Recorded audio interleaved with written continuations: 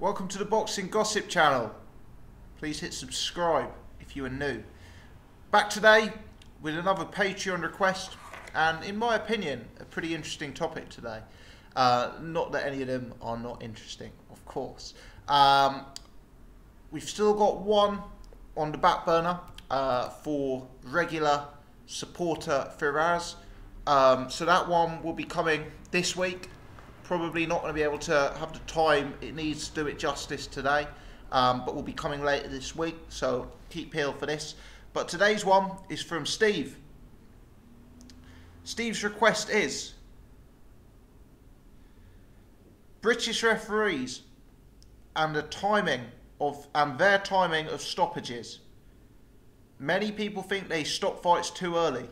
Be interested to hear your take on it. So, as always, let me start by saying, Steve, thank you for the support on Patreon, and thank you for taking the time to come up with an interesting request. And I think this is a good one to discuss, because there does seem to be this widely held consensus amongst boxing fans that there's kind of something in the water in the United Kingdom when it comes to our referees and some of the stoppages that they make. I've often heard the sort of theme that UK referees are quick to jump in, often in favour of the home fighter compared to their compatriots maybe in Eastern Europe or certainly in America, who sometimes have a reputation for letting fights go on a bit too long. So before we kind of get to some of the reasons for this, let's look at some of the more high profile examples. So I'm going to pick out two, and to be honest, I thought about this for some time, and there was a large number of examples of refereeing decisions that I could have given. But I kind of thought, in the interest of making this video a reasonable length of time, I'll stick to a few examples. So 4 examples of British referees stepping in too early. I'm going to give 2 recent examples, as I think more people will have seen the recent examples. So the 2 examples I'm going to give are Carl Froch versus George Groves 1, and Carlos Takam versus Anthony Joshua. Let's start with Froch Groves. Groves up on the cards in the majority of most people. Had Carl Froch badly down, I believe it was in the first round. Groves way ahead of Carl Froch from a boxing standpoint over the course of the fight. Admittedly, Groves does seem to tire in the second half of the fight.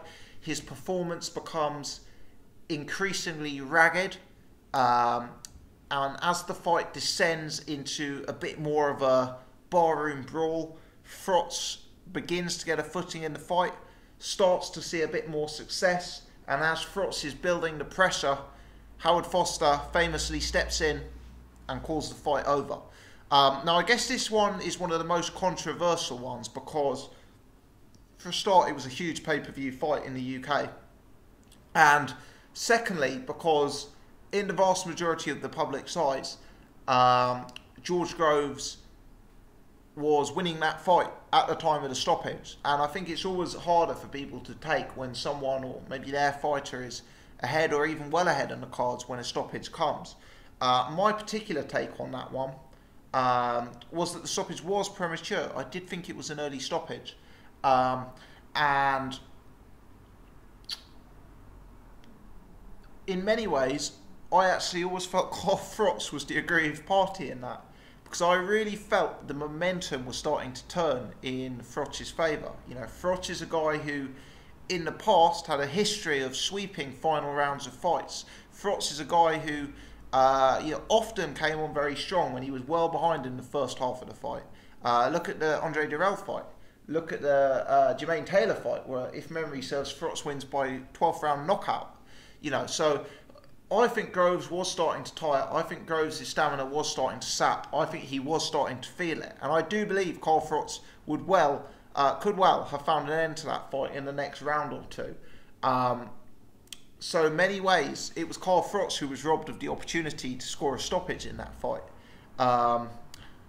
Funnily enough, it probably worked out best for both men because they got one of the biggest money rematches in British boxing history. And second time, Carl Froch, as he regularly refers to, knocked out George Groves in front of 80,000 people in Wembley. So, yeah, that's example number one. And that's often referred to as a classic British stoppage. You know, you can't say Carl Frost landed a conclusive one-punch knockout. You can't say George Groves looked like he was about to lose consciousness. You didn't have George Groves on the floor. You didn't have Groves losing round after round after round. You know, the referee has jumped in during a competitive fight, you know, when one fighter started to look a bit raggedy. That's classed as a British stoppage. You know, let's talk now about AJ versus Takam. You know, that's another one that's been highly controversial. I've heard a lot of people online leaving comments on my YouTube videos saying that stoppage was far too early, you know, that the stoppage was in some way linked to wanting to keep Anthony Joshua's 100% KO ratio, and, you know, all of these conspiracy theories surrounding it. Joshua comes out, wins every round of the fight against Takam. Takam, bloodied, cut early on, appears to still be in the fight. You know, it's a one-sided fight. He, to me, doesn't look like he's ever been able to hurt Joshua. He, for me, doesn't look like he's ever been able to amount enough offense to steal a round off Anthony Joshua. But nevertheless, Takam is still there. He's still live. And, you know, perhaps his game plan was to take Joshua late to test the bigger man's stamina in the later rounds. You know, Joshua lands a punch or two, and with Takam clearly still able to continue, the referee jumps in and calls the fight off. Perhaps from the referee's perspective, it was just the accumulation of blows, the accumulation of 10 or 11 one-sided rounds, round after round after round. Perhaps he felt Carlos Takam no longer had a chance to win in the fight. But yet again, you're looking at an instance where Carlos Takam did not look like he was about to be rendered unconscious. We're not looking at an occasion where the fight was ruled off after a recent knockdown. You know, Carlos Takam, he could well have gone to 12. He could well have gone to 12. You know, even the most ardent Joshua fan would probably agree with that Carlos Takam could have gone to 12. And that's another one that you heard referred to as a British stoppage. Now, the reason I've given those two examples, apart from the fact they're modern examples, is one point that I wanted to link in as we discussed this topic was the fact that referees are humans. Referees have you know, as much flaws, as much bias, as much factors influencing their perceptions on fights as you or I. And when I use the word bias, I don't mean they're biased that they necessarily entered a ring wanting one man to win. I'm using the word bias in the sense that they've got predetermined opinions on fighters in the same way we always do.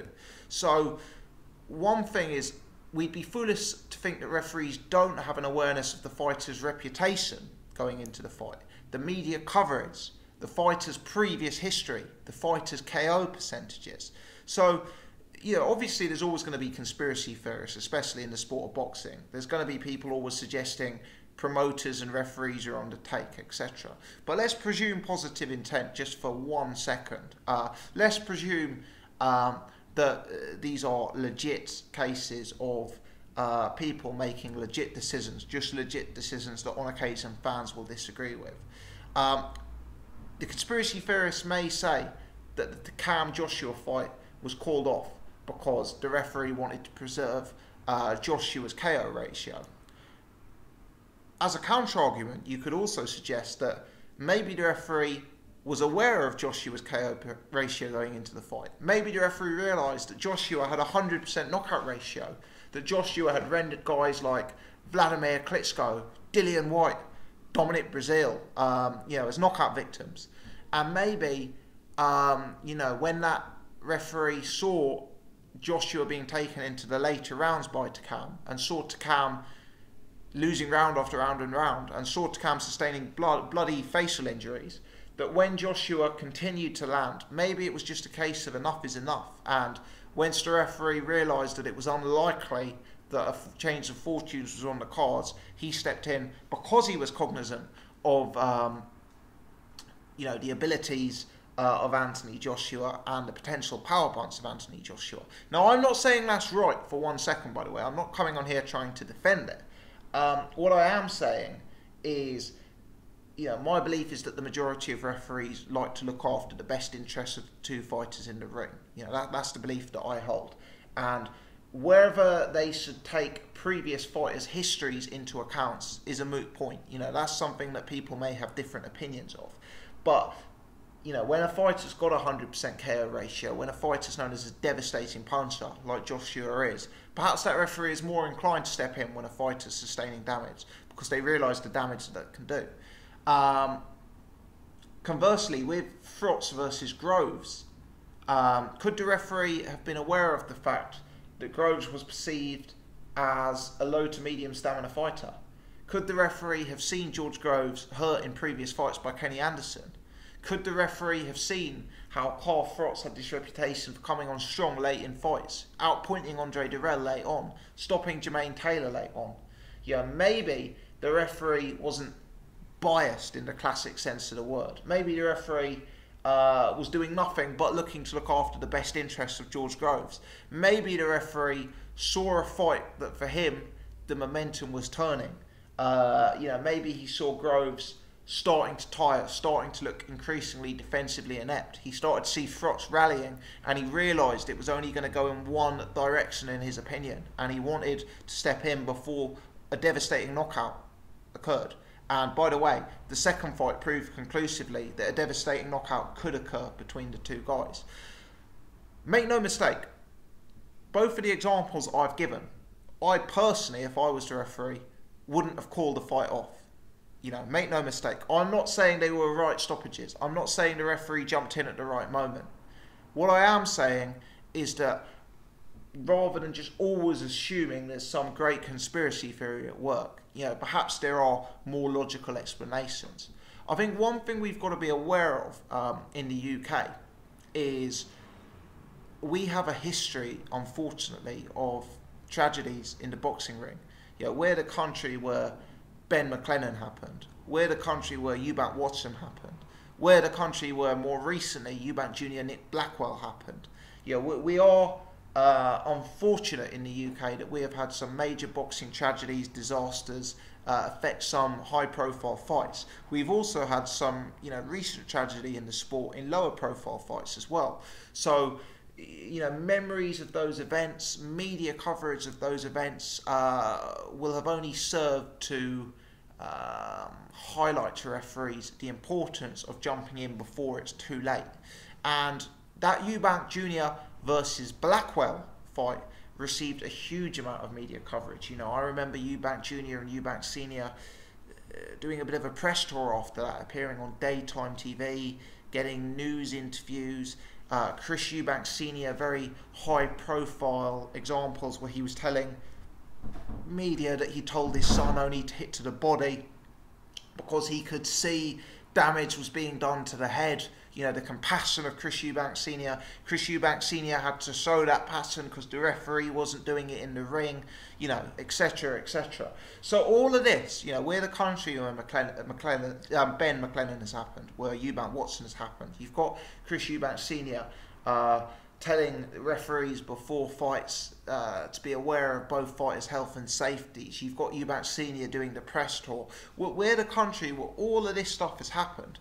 And we do have to remember that referees are human in terms of these British stoppages. Look, as a referee, your worst nightmare must be waking up in the morning and seeing that some serious ill health has befell one of the fighters who you were refereeing last night, and then seeing all the associated media coverage about how you got the stoppage at the wrong time, and how the fighters' corners are then coming out making statements about it in the press. From a refereeing perspective, that must be pretty much a worse nightmare.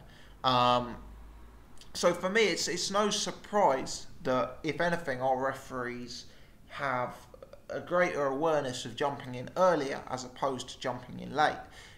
There were other examples, by the way. I think of Ian Lewison. I know it wasn't in Ian John Lewison, should I say? Ian John Lewis, even. Third time lucky. It wasn't in the UK. He was officiating abroad. But I remember when Shannon Briggs fought Vitaly Klitschko, and Ian John Lewis let that fight go the distance. And still to this day, fans, criticise him and demonise him for that. And again, maybe he should have stopped that fight. But that was another fight where at no point was Briggs completely rendered unconscious. You know, he was allowed to continue in what was a savage beating.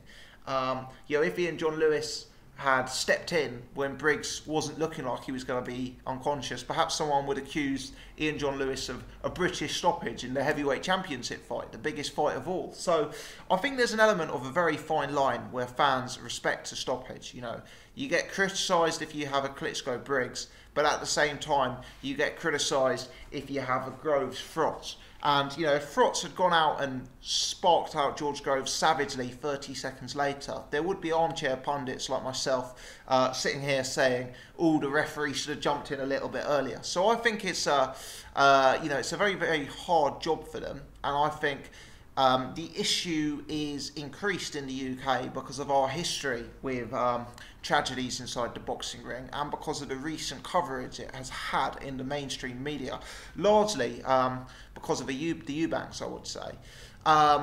You know, there are cases, as I say, where UK refs have let it go on too long. So it's not just something that's drilled in. I've referred to Briggs-Klitschko. Another example, just in the interest of providing balance. For me, I always thought Jeff Lacy versus Joe Cazale went on far too long. You know, I appreciate that Jeff Lacy was never rendered unconscious in that fight. But that was one of the most savage beatings you're ever likely to see. And I know Jeff Lacy never went on to good things after that fight. I think it's very possible to make the argument that he never went on to good things after that fight because it was so savagely beaten out of him, and he left that ring as much less of a man than he entered it. You know, because you know, he'd left so much in the ring at the hands of Joe Cazale. So there's always examples on both sides of the play. But do UK refs jump in too soon? I think we're huge for hype over here. The hype around prospects like a Eubank or a Joshua, you know, makes them super aware of what dangerous guys they're dealing with.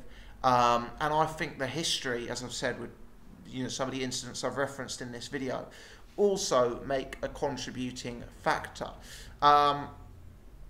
You know, you can give the stereotype that UK refs are helpful to the A side. A lot of people gave that stereotype for Joshua Parker, where they say the referee was clearly biased in Joshua's perspective because they stopped letting Parker work on the inside. But at the same time, what about Vladimir Povetkin? What about Wilder Ortiz and the delay there? What about Ward Kovalev and the low blow scandals? What about Bellew versus BJ Flores and the low blow scandals? You know, you can kind of make arguments for fights in any country of the world. Lomachenko, Orlando Salido, you know. These are just recent ones that spring to mind where there was huge controversy about the refereeing. Yes, these things do go on in Britain, but probably because a lot of the major high-profile fights in the sport are taking place in Britain at the minute. So it's no surprise that we're getting our fair share. My personal opinion is, as a whole, I think UK refs probably do, over the course of a large number of fights, do they probably jump in slightly earlier than US refs or international refs? Probably marginally so. Do I think it's a huge problem in terms of corruption and bias? Yeah, my instinct has always been to assume the best rather than instantly saying it must be a fix or it must be a conspiracy theory. And my instinct is that you know, instances that have occurred in the past with boxing in the UK, tragedies, the media coverage of the relatively recent Eubank Blackwell incident, combined with the hype that the UK machine seems to be able to generate, means that there probably is a little bit more pressure on our referees. You know, was AJ to Cam about trying to protect AJ's 100% knockout ratio? In my opinion, it's more likely that the referee was so aware of AJ's 100% knockout ratio because of all the hype surrounding him that he became more fearful for Takam's health. You know, Frotz versus Groves. Would he have stopped the fight if it was Frotz in that situation, not Groves? Possibly, possibly not. Maybe he was conscious that the rumours were that George Groves could be hurt, could go low on stamina, whereas he was conscious of the fact that Frotz was pushing strongly. You know, I hope I'm making my point. It's been a bit of a 20-minute ramble this. So, yeah, all in all, I think there's a few contributing factors. that contribute to this stereotype that UK refs jump in a bit too soon. My instinct is that I would rather have more protective refs than less protective refs. I think in the day and age we're at now, where the health risks associated with the sport are so established, I would rather see refs take that protective approach. And whilst at times it does feel that stoppages have come marginally prematurely, such as Takam, such as Groves, I do not feel that it's hit a level yet that it has clearly gone further than protection of the two combatants in the ring.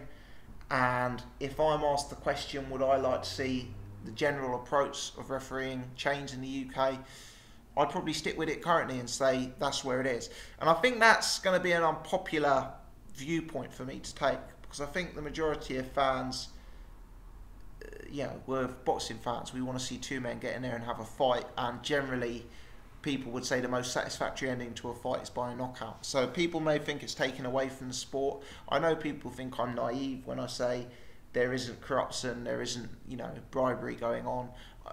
For the record, I'm actually not saying that there's no corruption in the sport of boxing.